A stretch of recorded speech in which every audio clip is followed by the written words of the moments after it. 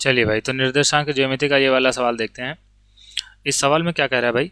इस सवाल में कह रहा है कि सिद्ध कीजिए कि बिंदु 2, -2, 8, 4, 5, 7 और -1, जो है ये एक आयत के शीर्ष हैं। ठीक भाई, तो अगर हम इसको माने P, इसको माने Q, इसको माने R और इसको माने S, और अगर PQRS, अगर PQRS एक वर्ग है, तो यहाँ पर PQRS अगर एक आयत होता है, तो अगर ये एक आयत है तो भाई कोई भी चतुर्भुज तब आयत होता है जब उसके आमने सामने की भुजाएं क्या हो जाएं, आमने सामने की भुजाएं बराबर हो जाएं, और इसके साथ में दोनों विकर्ण भी क्या हो जाएं, दोनों विकर्ण भी क्या हो जाएं, दोनों विकर्ण भी बराबर हो जाएं। अगर ऐसा होता है तो कोई भी चतुर्भुज आयत हो जाता है। ठीक भाई, तो हमें क्या दिखाना है? हमें यहाँ दिखाना है कि अगर ऐसा हो जाए कि PQ बराबर हो जाए SR के, और उसी के साथ में भाई PS बराबर हो जाए QR के, और इसी के साथ में अगर PR बराबर हो जाए भाई, PR बराबर हो जाए SQ के, अगर ये तीनों हो जाती हैं तो ये जो बना हुआ चतुर्भुज है, ये जो आकृति है, ये क्या होगी? ये होगी आयत।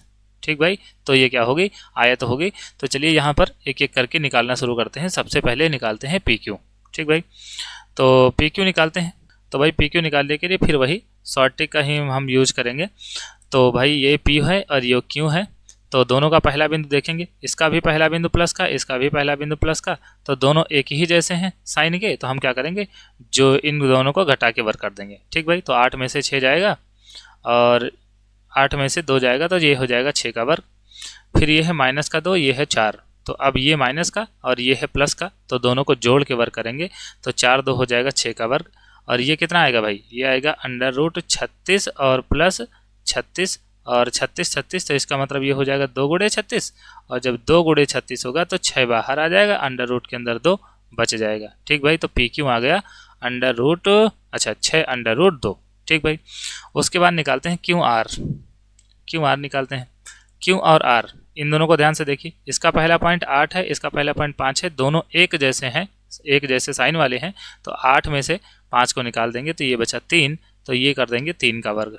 ठीक भाई, अब यहाँ पर देखिए, इसका दूसरा पॉइंट 4 है, इसका दूसरा पॉइंट 7 है, दोनों का चिन्ह एक ही जैसा है, तो हम दोनों को घटा के वर्ग करेंगे, तो 7 में से 4 घटाया 3 बचा, तो ये हो गया 3 का वर्ग।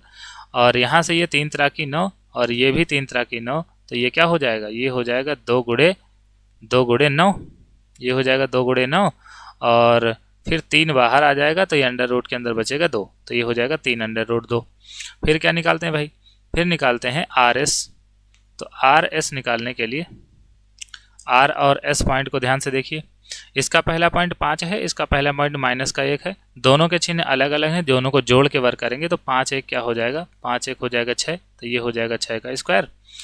और फिर इसका पहला पॉइंट 7 है, इसका पहला पॉइंट दूसरा पॉइंट, इसका दूसरा पॉइंट 7 है और इसका दूसरा पॉइंट भी जो है 7 है, दोनों का चिन्ह एक जैसा है, तो घटा के वर्ग करेंगे तो 7 में से 1 जाएगा, 6 बचेगा, तो ये हो जाएगा 6 का वर्ग।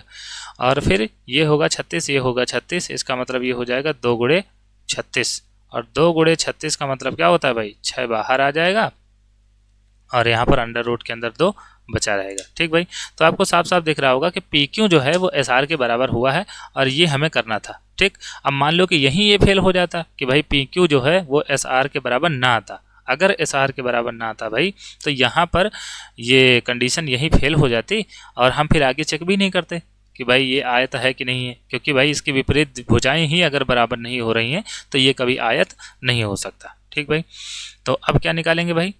अब हम निकालेंगे SP। ठीक भाई, SP या PS कुछ भी कह लो, तो हम SP निकालेंगे। और S और P, तो S को देखिए, ये S है और ये P है, तो दोनों का पहला पॉइंट, इसका पहला पॉइंट है 2 और इसका पहला पॉइंट है -1, दोनों के चिन्ह अलग अलग, तो दोनों को जोड़ के वर्ग करेंगे। इसका दूसरा पॉइंट -2, इसका दूसरा पॉइंट 1, दोनों के चिन्ह अलग अलग, तो दोनों को जोड़ के वर्ग करेंगे, तो ये हो गया 3 का स्क्वायर और ये हो गया 3 का स्क्वायर, तो ये 3 तरह की 9, ये 3 तरह की 9, अब 9×9 क्या हो गया? 18, इसको हम लिख सकते हैं 2×9, और इसका मतलब भाई 9 अंडर रूट से बाहर निकल आएगा, क्योंकि ये 3 का वर्ग होता है, तो ये हो जाएगा 3√2। ठीक, और आपको यहाँ पर ये भी दिख रहा होगा कि QR बराबर है SP के। ठीक भाई, QR जो है वो PS के बराबर है, इसका मतलब ये वाली भी कंडीशन, ये वाली मैच हो गई, ये वाली मैच हो गई। अब तीसरा हमें चेक करना है कि PR बराबर है SQ के। तो चलिए भाई PR निकालते हैं। P R. तो ये है भाई P और ये है भाई R। इसका पहला पॉइंट 2 है और इसका पहला पॉइंट 5 है। दोनों का चिन्ह एक जैसा, तो घटा के वर्ग करेंगे तो 5 में से 2 जाएगा तो 3 का वर्ग। इसका दूसरा पॉइंट -2, इसका दूसरा पॉइंट 7 है प्लस का, तो दोनों के चिन्ह अलग अलग, तो दोनों को जोड़ के वर्ग करेंगे तो 7 2 9 का वर्ग हो जाएगा ये। ठीक भाई, तो ये हो जाएगा 3 3 की 9 और 9 9 81, और 81 में 9 जोड़ेंगे तो ये हो जाएगा भाई, ये हो जाएगा 90। तो √90, और इसको √90 ही रहने देते हैं। ठीक, और दूसरा वाला विकर्ण निकालते हैं। दूसरा विकर्ण क्या था भाई? दूसरा विकर्ण है SQ। ये है SQ। तो S और Q को ध्यान से देखिए भाई, ये Q है और ये S है। तो इसका पहला पॉइंट 8 है और इसका पहला पॉइंट -1 है। दोनों का चिन्ह अलग अलग है, तो ये हो जाएगा 8 1 9 का वर्ग। और यहाँ पर दूसरा पॉइंट 4 है और ये दूसरा पॉइंट यहाँ पर 1 है, तो दोनों के चिन्ह एक जैसे हैं, तो घटा के वर्ग करेंगे तो 4 में से 1 जाएगा भाई, 3 बचेगा, तो ये हो जाएगा 3 का वर्ग। और आप अगर ध्यान से देखें तो यहाँ पर देखिए PR में 3 का वर्ग और 9 का वर्ग आया था, यहाँ भी 3 का वर्ग और 9 का वर्ग आ रहा है। इसका मतलब ये दोनों बराबर होंगे। तो ये भी क्या आएगा भाई? ये भी आएगा 81 + 9 √90। तो आपको ध्यान से अगर आप देखें तो भाई यहाँ पर PQ बराबर है SR के, यानी कि ये दोनों भुजाएं आमने सामने की जो हैं ये बराबर हैं, और ये इसके बराबर है, दोनों विकर्ण बराबर हैं। इसका मतलब क्या होगा भाई?